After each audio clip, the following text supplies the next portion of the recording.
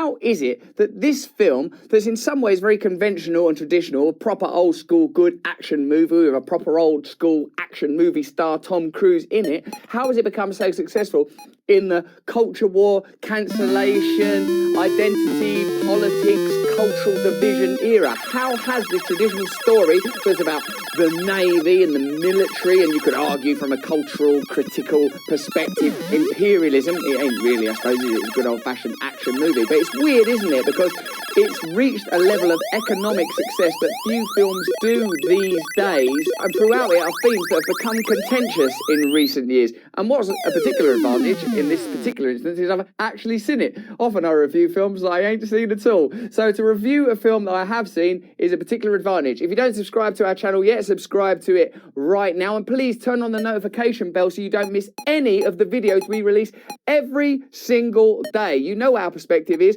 It's to review and critique culture from as objective a perspective as possible, highlighting where possible the impact of the mainstream media, the corruption and hypocrisy of government and big business, and how those three pillars intercommunicate and conspire to create ignorance and stasis among ordinary folk. But now let's put that aside and have a look at Tom Gunn wearing a jacket from Tom Gunn. I know this guy called Tom Gunn. He's one of the best actors I've ever seen in his film, Tom Cruise.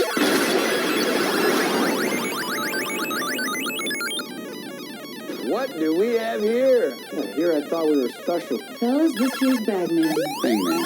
Fine. What kind of mission is this? It's a real risk remaking films, I can tell you that from personal experience. In particular, films from the 80s. And I suppose that remaking or updating or making a sequel to Top Gun came with all sorts of risks. Like that Tom Cruise is loads older now, the world has changed dramatically, people's political perspectives have altered, and it could have seemed like an out-of-date flat film that's referencing an era that's past now and don't seem particularly relevant. But what I thought when I saw it is that it perfectly told an American myth to America in a way that it needed to be told right now. Spoiler alert. Take, for example, the sentimentality of the encounter between Iceman and Maverick, where you see Val Kilmer, who obviously in real life now is sadly suffering clearly from some kind of degenerative condition. To see those two figures again, to have the recollection of them in their perfect prime, but to see a certain dignity is very evocative, isn't it? Think about what the world has been through in the last couple of years. Think about what's happening right now. There is legitimately a conflict in Europe that involves one of America's biggest historical enemies, Russia, of course, or the Soviet Union as it was until relatively recently. America in this film has a perfect opportunity to review and revise its place in the world. I've always thought that American movie stars are a reflection of how America sees itself. In a sense, that's what cultural mythology tells us, that the heroes in our stories are ciphers for the way we see ourselves and the way we see our culture. Remember, Tom Cruise has been through an interesting career in the last 30 years, but there's been points where he's been subject to a great deal of ridicule around Scientology, like rumours around his private life and stuff. But here, Tom Cruise is sort of once again perfectly presented as a fallible, limited, but incredibly robust and well-meaning hero. Do you see how that might relate to how America sees itself at the moment? This post-pandemic era, where there's no trust in government, no trust in big business, doubt and angst around America's campaigns in foreign wars, the kind of resource wars that started in the 90s, perhaps all wars have been resource wars, but the kind of wars that we've been cynical about and suspicious about ever since Vietnam, now mean that there ain't the kind of patriotism that's usually required to enjoy a film like this one. Someone's not coming back from this. Looks good, didn't he, Tom Cruise? He's like aging pretty well. With all due respect, sir, I'm not a teacher. Just want to manage expectations. He also manages to be sort of wry and self-aware without capsizing its premise. Then we're off. I also like hearing Highway to the Danger Zone, Hans Zimmered. Someone's not coming back from this. There are points where that helmet pushes Tom Cruise's cheeks a bit too forward, and I can't imagine he likes that.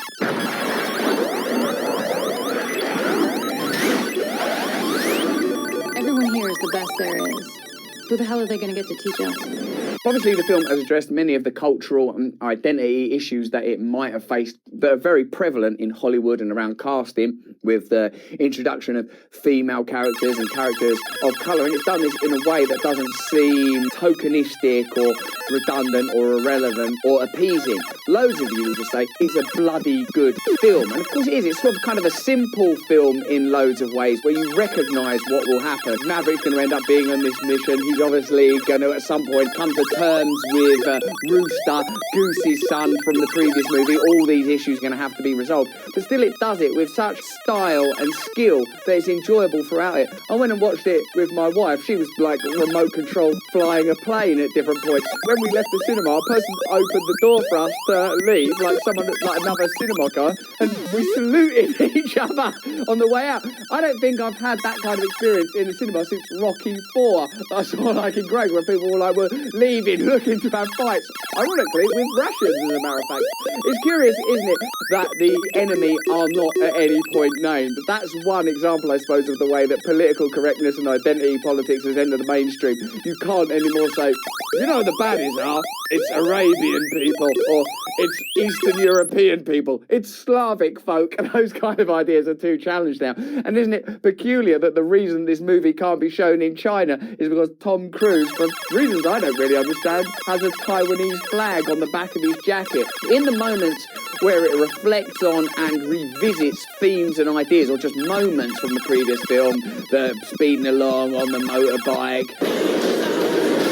Let me be perfectly blunt. Many of the shots and characters handles that beautifully well. And I suppose like what you want when you go and see a movie like Top Gun Maverick is to be totally immersed and lost in an experience that deals with themes that are somehow identifiable, even if they're inflated into an international setting. And that's kind of what I felt. I've worked with Tom Cruise and met him and sat on my own in a car with him and seen him do impressions of moments from films, and all I thought was, I love this person. I want them to succeed in their mission against an unknown enemy. In a sense, it did its job. It pulled me along with it. But what I think is interesting is you could use this movie, if you wanted to, as a lens to examine where America is as a culture at the moment. The problem being, of course, that there no longer is one America. America is a country that is, perhaps as it has always been, determined by and defined by opposition. Perhaps once America was defined by the opposition between settlers and indigenous population, then seen as opposition between the British and their eventual victors, damn it, in the American War for Independence, and then the North versus South conflict. And now this cultural war is perhaps playing out in a way you can say that Russia got rid of Tsarism only to replace it eventually and ultimately with Stalinism. Perhaps there are kind of topographical, psychogeographic, cultural imprints that somehow just realise themselves. Perhaps it's in America's culture somehow to be divided.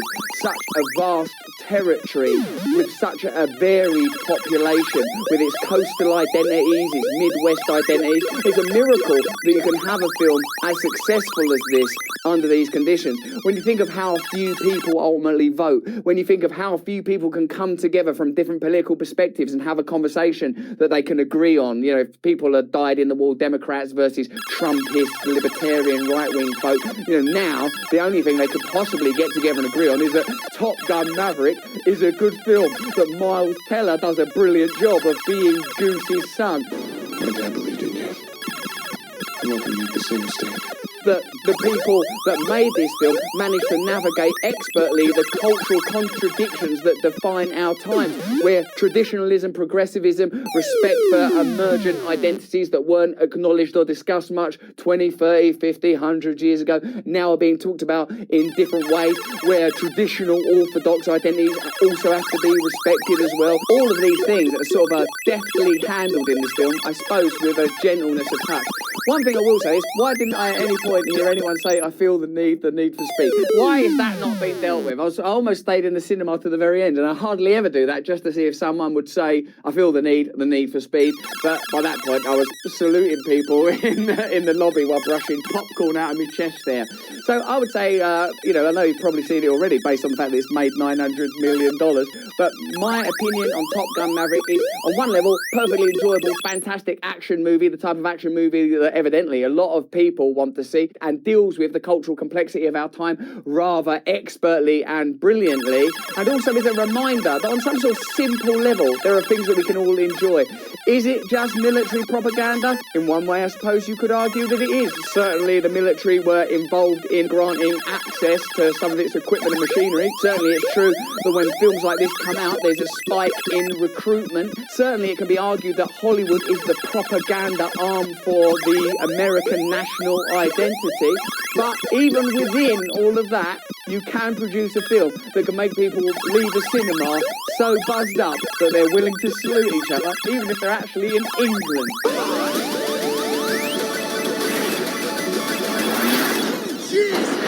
Having any fun yet?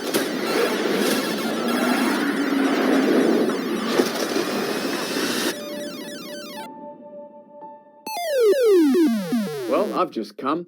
That's Top Gun Maverick, starring a man that I once, even in this video, called Tom Gunn. I hope you've enjoyed that. Let me know what you thought of that movie, and if you want to see cultural artifacts of this nature which ultimately be argued to be part of the spectacle and the hypnotic machine that keeps us all dumb, spellbound and distracted, do you even want to see this kind of thing on this channel? If you don't subscribe yet, subscribe right now. Turn on the notification bell. If you enjoyed the video, have a look at either of these things. We do review things from time to time. Please sign up to my mailing list so you can hear about